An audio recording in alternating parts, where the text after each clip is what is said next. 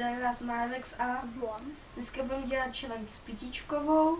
Musíme pít za 2 minuty 1 litr každý. A když to nejpijeme, tak musíme sežrat celou cibuli. Tak už můžeme začít. 3, 2, 1, teď.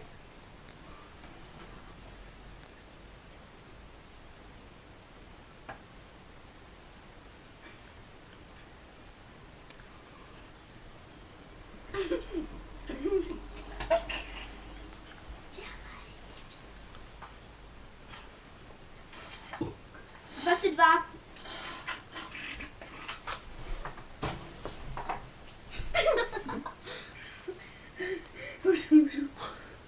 32.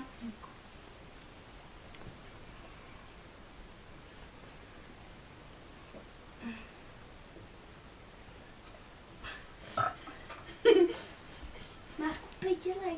40. 50.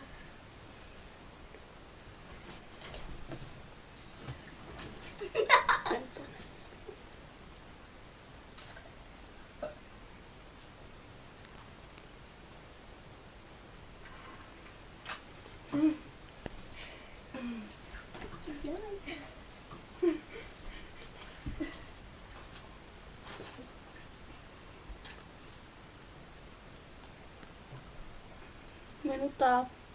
Jo, mělo se ty stopky Minuta.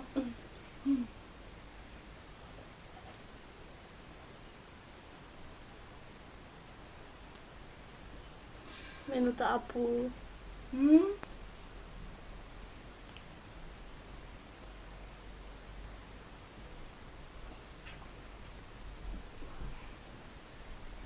Ještě 3 prčička.